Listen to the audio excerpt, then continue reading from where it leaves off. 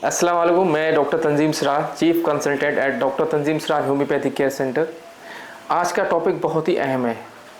Topic है health anxiety, जिसे हम कह सकते हैं वहम वहम की बीमारी।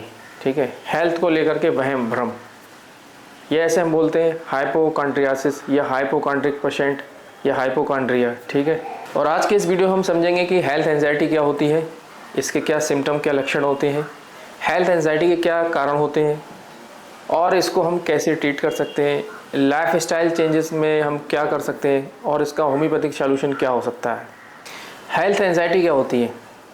हेल्थ एंजाइटी का मतलब है कि आपको कोई छोटा मोटा कोई लक्षण, कोई सिम्टम आया और आपने उसको बढ़ा चढ़ा करके पेश किया या आपने उसको बढ़ा चढ़ा करके अपने ऊपर लिया। जनरली हम लोग कह देते हैं कि कोई कह देता है हिस्टेरिकल पेशेंट है, डॉक्टर इमरजेंसी में कोई पेशेंट आता है, या फिर हाइपोकॉन्ड्रिक पेशेंट है। तो यहाँ क्या होता है, कोई भी छोटा सा लक्षण, कोई भी सिम्टम्स अगर आपके शरीर पर आता है तो पेशेंट उसको बहुत ज़्यादा गहराई में ले जाता है।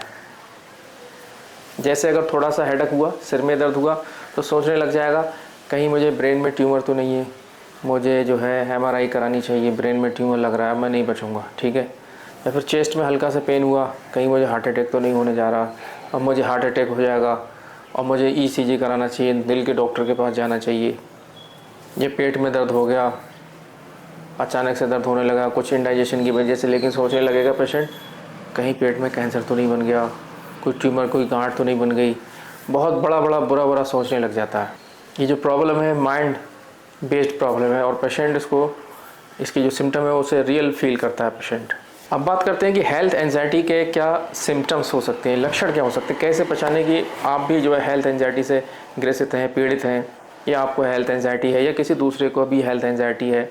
एंजाइटी अबाउट हेल्थ या एंजाइटी अबाउट मतलब जो हेल्थ होती है, जिसे हम कह सकते हैं वहम या फिर भ्रम की बीमारी। पहला लक्षण तो इस तरीके के लोगों में ये हो सकता है कि वो अपने सिम्टम्स को गूगल पर सर्च करेगा। ठीक है, ये है तो क्या होगा, और उसके बाद गूगल उसको अगर कुछ और ज़्यादा डेंजरस सिम्टम्स, कुछ ख़तरनाक बीमारी दिखा देता है तो पेशेंट और ज़्यादा पैनिक और ज़्यादा स्ट्रेस में चला जाता है। ठीक है, यूट्यूब पर सर्च करना, बीमारी के बारे में पढ़ना।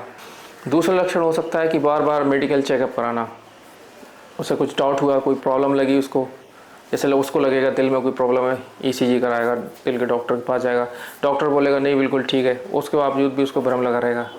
कोई हल्का सा पेन हो गया कहीं बॉडी में साइड में, या फिर कुछ पेशेंट में ऐसा होता है ना, चर्बी की गांठ बन जाती है, जिसे हम बोलते हैं लाइपोमा।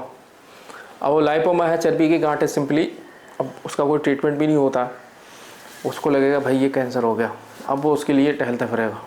कभी कभी कोई थॉट प्रोसेस बना लेगा जो है ही नहीं रियल में। पुलिस का डर, एक पेशेंट थे क्लिनिक पे जो है आते थे, उनके दिमाग में डर बैठ गया भाई पुलिस का डर, कहीं पुलिस जा रही है कुछ है तो बस खौफ। ठीक है, तो इस तरीके से सिम्टम्स, लक्षण को बढ़ा चढ़ा करके पेश करना और अपने माइंड पे उसको हावी कर लेना। एक लक्षण ये हो सकता है कि भाई डॉक्टर बदलता रहता है, ऐसा पेशेंट सेटिस्फाई नहीं होगा, सेटिस्फैक्शन नहीं मिलेगा, उसे लगेगा हो सकता है ये वाला डॉक्टर कुछ बताए, वो कहता है दूसरा डॉक्टर भाई कोई डिजीज़ नहीं है आपको, कोई प्रॉब्लम नहीं, रिपोर्ट सारी आपकी नॉर्मल आ रही है। लेकिन पेशेंट सोचता है कि भाई रिपोर्ट तो नॉर्मल आ रही है लेकिन मुझे तो बहुत बड़ी दिक्कत हो रही है, मैं क्या करूं। तो 3-4 डॉक्टर बदलेगा, वो सेटिस्फैक्शन नहीं मिलेगा, ये एक लक्षण होता है। और फिर ऐसे करते करते लास्ट में फिजिकल सिम्टम भी पेशेंट को आने लगते हैं। फिजिकल सिम्टम फॉर एग्जांपल जैसे कि पेशेंट को मतलब घबराहट, कपकपाहट, हार्ट बीट का तेज़ हो जाना, फास्ट हार्ट बीट, उसे लगेगा कहीं मुझे हार्ट अटैक नहीं आ जाए। ठीक है, पैल्पिटेशन होगा, एंजाइटी होगी, घबराहट, पसीना छूटेगा, सांस फूलेगी, डर लगेगा, घबराहट, ये सारे लक्षण भी पेशेंट को आने लग जाते हैं। ऐसा मरीज जो है नेगेटिव थिंकिंग, नकारात्मक विचार सोचने लग जाता है, नेगेटिव थिंकिंग, अब मैं नहीं बच पाऊँगा, अब मुझे कुछ हो जाएगा, अब तो मैं मर ही जाऊँगा। फैमिली वाले भी परेशान हो जाते हैं, फैमिली वाले परेशान होते हैं, फैमिली को बोलता है देखो मुझे कुछ हो रहा है, मुझे प्रॉब्लम हो रही है, आप लोग समझ नहीं पा रहे हो, आप लोगों ने बेवकूफ़ समझ रखा है। घर वाले बोल देते हैं अरे तुम वहम कर रहे हो खाली, और कुछ नहीं है, परेशान कर रखा तुमने। होता है क्या, जनरली ऐसा पेशेंट खुद तो परेशान होता ही है, उसकी वजह से फैमिली मेम्बर भी परेशान होने लग जाते हैं। और अगर फैमिली बहुत ज़्यादा पढ़े लिखे समझदार लोग नहीं है तो वो समझने लगते हैं ये जो है ढोंग कर रहा है, परेशान कर रहा है, और वो उसे इग्नोर करने लग जाते हैं, तब उसकी कंडीशन और ज़्यादा ख़राब हो जाती है। आप समझते हैं कि जो हेल्थ एंजाइटी होती है और जो वाकई कोई बीमारी होती है, रियल जो डिजीज़ होती है, उसमें क्या डिफरेंस होता है, कैसे हम समझे ये वाकई में इसको डिजीज़ है, प्रॉब्लम है, या फिर ये बस हेल्थ एंजाइटी है। हेल्थ एंजाइटी में यानी कि जो एंजाइटी अबाउट हेल्थ होती है, ये जो बीमारी का जो वहम होता है उसमें पेशेंट को सिम्टम्स होते हैं, लक्षण होते हैं, उसको लगता है, लेकिन जब रिपोर्ट कराई जाती है तो रिपोर्ट सारी नॉर्मल आती है। ठीक है, तो ये एक इसका अहम डिफरेंस है। और जो रियल डिजीज़ होती है उसमें लक्षण भी आते हैं, साथ साथ जो रिपोर्ट इन्वेस्टिगेशन होती है तो उसके अंदर भी उसको प्रॉब्लम देखने को मिलती है। जो रियल डिजीज़ होती है उसमें क्या होता है, जो सिम्टम्स होते हैं, वो लक्षण होते हैं, वो धीरे धीरे वर्स करते हैं, हल्की हल्की बीमारी आगे बढ़ती है, कभी कभी सडनली बढ़ जाती है कुछ केसेस में, लेकिन जनरली हल्की हल्की बढ़ती है, रिपोर्ट्स फाइंडिंग सब एबनॉर्मल आती हैं। ठीक है, हेल्थ एंजाइटी में क्या होता है, सिम्टम्स जो लक्षण है, जो पेशेंट की जो कंप्लेन है वो फ्लक्चुएट करती है, कभी कुछ कभी कुछ। ठीक है, थोड़ा सा आपने उसको सांत्वना दे दी, समझा दिया, कंसोल कर दिया, ठीक है, थोड़ा सा पॉजिटिव मिल गया फीडबैक तो पेशेंट ठीक हो जाता, नॉर्मली फील करता, रिलैक्स पर ठीक हो गया। 2-4 घंटे ठीक हुआ या 1 आध दिन ठीक हुआ, फिर दोबारा से फेयर, डर, खौफ, चिंता फिर से आने लगती है, फिर वो पैनिक होने लगता है, फिर घबराने लगता है। बात करते हैं कि हेल्थ एंजाइटी के क्या कॉज, क्या कारण हो सकते हैं। एक कारण होता है कि कोई ट्रॉमा, कोई ऐसा पास्ट का ऐसा फीडबैक जो नेगेटिव, फॉर एग्जांपल अगर किसी पेशेंट के किसी रिलेटिव्स की या उसके फ्रेंड सर्किल में या किसी भी नोन की कोई डेथ हो जाती है, कैंसर से कोई मर जाता है या कोई एक्सीडेंट में मर गया और उसने वहाँ देखा, वो गया सीन उसने देखा, ठीक है, तो वो उसके दिमाग में बैठ जाता है, फिर उस बीमारी को वो अपने ऊपर ले जाता है, एंजाइटी अबाउट ओन हेल्थ। ठीक है, अच्छा कैंसर उससे मर गया वो, मुझे कैंसर नहीं हो जाए, अच्छा मुझे भी कैंसर हो सकता है, फिर वो घबराहट, एंजाइटी, पैल्पिटेशन, नींद नहीं आना, डॉक्टर के पास भागना, फिर वो डिप्रेशन वाली टैबलेट का यूज़ करना। ठीक है, तो इस तरीके से वो अपने ऊपर ले जाता है, अपनी हेल्थ के ऊपर ले जाता है, एंजाइटी अबाउट ओन हेल्थ पे चला जाता है और इससे उसकी दिक्कत और ज़्यादा बढ़ जाती है। दूसरा कारण हो सकता है stress and over thinking. Stress, तनाव आपको वर्क का भी हो सकता है, कोई फैमिली इश्यूज़ भी हो सकते हैं, कोई धोखा भी हो सकता है, फाइनेंशियल पैसे को लेकर के, बिजनेस को लेकर के भी स्ट्रेस हो सकता है, ओवर वर्क हो सकता है, लाइफ में बहुत ज़्यादा काम है, ठीक है, या कुछ लोग कामयाब नहीं हो पाए, जो हमारा फ्यूचर होता है, करियर होता है, ठीक है, वो नहीं बन पाया। कई तरीके का stress and overload, over thinking हो सकती है। कुछ कारण ये बनते हैं कि सोशल मीडिया, यूट्यूब, गूगल पर बीमारियों के बारे में देखना, पढ़ना, फिर वो डिजीज़ को बार बार सिम्टम्स को जो है लेके रिपीट करना, वो चीज़ों को और ज़्यादा बड़ा कर देती हैं, ये भी एक कारण बनता है। लैक ऑफ स्लीप, नींद की कमी, एंजाइटी की वजह से नींद कम आती है और नींद जब कम आती है और पेशेंट स्ट्रेस में जाता है तो और लक्षण बढ़ जाते हैं, प्रॉब्लम और ज़्यादा मजीद आगे बढ़ जाती है। पैनिक डिसऑर्डर, पैनिक एंजाइटी, किसी बात को लेकर के ज़्यादा सोच लेना, पेशेंट ओवर जो है रिएक्ट करने लग जाना, बॉडी में भी सिम्टम आने लग जाते हैं। तो ये जो एंजाइटी होती है, पैनिक एंजाइटी या फिर जनरलाइज एंजाइटी डिसऑर्डर, ये कुछ चीज़ें मिलती जुलती होती हैं यहाँ पर, ये सब चीज़ें जो है कारण बनती हैं। अब हम बात करते हैं कि हेल्थ एंजाइटी का ट्रीटमेंट प्लान क्या होना चाहिए, किस तरीके से हम इसको निकालें, किस तरीके से हम इससे निकलें, ठीक है, और ये कैसे ठीक हो। तो यहाँ पर ये ज़रूरी है कि ऐसा नहीं है कि केवल मेडिसिन से आप ठीक हो सकते हो, इसमें आपको अपना लाइफ स्टाइल चेंजेस करना होगा, अपनी थॉट प्रोसेस को चेंज करना होगा, मेडिसिन का भी यूज़ करना होगा, काउंसलिंग भी करनी होगी, ठीक है, और अपनी लाइफ स्टाइल को चेंजेस करना पड़ेगा। तो कई सारी टिप्स हैं, टेक्निक्स हैं जो हम इसमें यूज़ करते हैं, तब जाके पेशेंट इन चीज़ों से बाहर निकलता है। पहला स्टेप जो करने का वो हम ये कर सकते हैं, अगर किसी को इस तरह की प्रॉब्लम है, वो इस तरीके से जो है परेशान है, कोई भी पेशेंट है, तो सबसे पहले आप अपने जो गूगल पर या फिर यूट्यूब पर आप बीमारी के बारे में सर्च करते हैं, बीमारी के बारे में सर्च करते हैं गूगल या फिर यूट्यूब, अगर उसको कुछ बड़ी बड़ी बीमारी दिखा दे, वो सोचने लग जाता है कि ये मुझे है। और कई सारी बीमारियों के लक्षण मिलते जुलते होते हैं, ज़रूरी नहीं है वो आपको है। फिर उससे क्या, पेशेंट बहुत ज़्यादा सदमे में, स्ट्रेस में चला जाता। तो वो गूगल पे सर्च करना, यूट्यूब पर सर्च करना बीमारी को, ये आपको नहीं करना है, इसे आपको बंद करना है। दूसरा स्टेप ये है कि एंजाइटी को कंट्रोल करने के लिए आपको प्रॉपर स्लीप लेना है, 7 से 8 घंटे साउंड स्लीप, एकदम सॉलिड वाली स्लीप, बिना डिस्टर्बेंस वाली स्लीप लेना है, और 50-60% आपकी प्रॉब्लम ऐसे ही ठीक हो जाएगी जब आप प्रॉपर 7-8 घंटे गहरी नींद सोएंगे। तो तीसरा स्टेप जो करने का वो है फिजिकल एक्टिविटी, यानी कि मॉर्निंग वॉक या फिर एक्सरसाइज, या फिर शाम को जब भी आपको वक्त मिले, ठीक है, एक्सरसाइज कर सकते हैं। एक्सरसाइज करने से जो एंजाइटी होती है वो कम हो जाती है, और कुछ इस तरीके के हार्मोन्स जो हमारी बॉडी के अंदर रिलीज होते हैं जो दिन भर हमारी बॉडी को फिट रहने में हेल्प करते हैं, ठीक है, और उससे बॉडी थक भी जाती है, रात को नींद भी अच्छी आती है। तो फिजिकली फिट रहना, एक्सरसाइज करना बहुत ही ज़्यादा ज़रूरी है, दवाई से भी ज़्यादा ज़रूरी है कि आप अपनी बॉडी के लिए मेहनत करना शुरू कर दें। और एक स्टेप ये होता है जब सडनली पेशेंट को पैनिक अटैक आता है, घबराहट होती है, तो उस वक्त क्या है आप इंस्टेंटली कुछ कर सकते हैं। फॉर एग्जांपल अपनी जो सांस है, ब्रीदिंग एक्सरसाइज कर सकते हैं। 4 सेकंड के लिए अपनी सांस को आप अंदर की तरफ खींचें, फिर थोड़ा होल्ड करें, ठीक है, 4-5 सेकंड, फिर उसको बाहर निकालें। इस तरीके से ये प्रोसेस आप कुछ देर कर सकते हैं। इससे आपकी एंजाइटी जो है कम हो जाती है। उस वक्त के लिए आप वहाँ से आप निकल सकते हो जिस फेज में ये आपको होता है। और एक स्टेप ये है ट्रीटमेंट में कि आप काउंसलिंग भी ले सकते हैं या खुद भी अपने माइंड को ट्रेन कर सकते हैं। CBT बोलते हैं इसको। और जो नेगेटिव थॉट प्रोसेस है, जो नेगेटिव चैन आपके माइंड के अंदर है, उसको आप खुद से ही सवाल कर सकते हैं।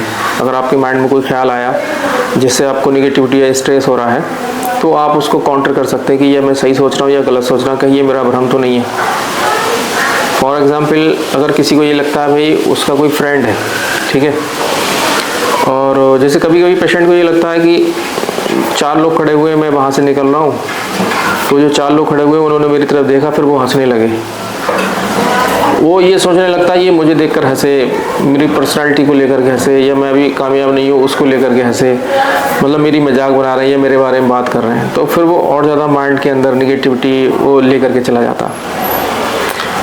तो इस पे आप काउंटर सवाल खुद ही खड़ा कर सकते हैं अपनी सोच पर। हो सकता है वो कोई बात करते हो आपस में, ठीक है, हो सकता है वो 4 लोग कोई आपस में कोई बात करते हो, कोई अपनी बात करते हो, और कोई हंसी की बात हो, कोई टॉपिक हो, इसलिए वो हंस दिए हो, वो आपके बारे में बिल्कुल ना सोच रहे हो, ऐसा भी हो सकता है।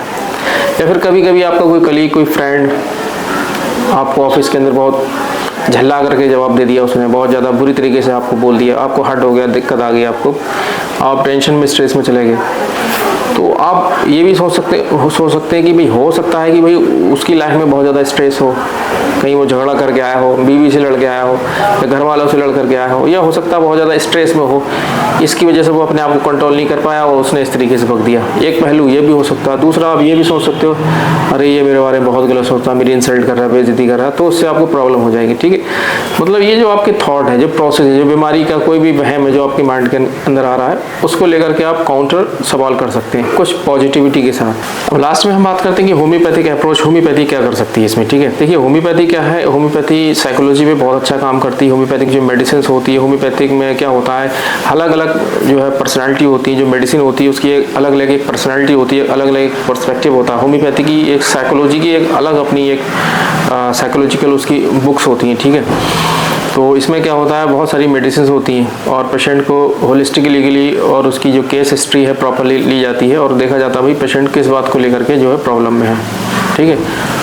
उसकी एंजाइटी को कम करती है, उसके स्ट्रेस को कम करती है और उसकी इम्यून सिस्टम को बढ़ाती है और उसकी नींद को प्रॉपर लाने में हेल्प करती है, उसके इम्यून सिस्टम को मतलब बूस्ट करती है, उसकी इम्यूनिटी को बूस्ट करती है, वाइटल फोर्स को इम्प्रूव करती है।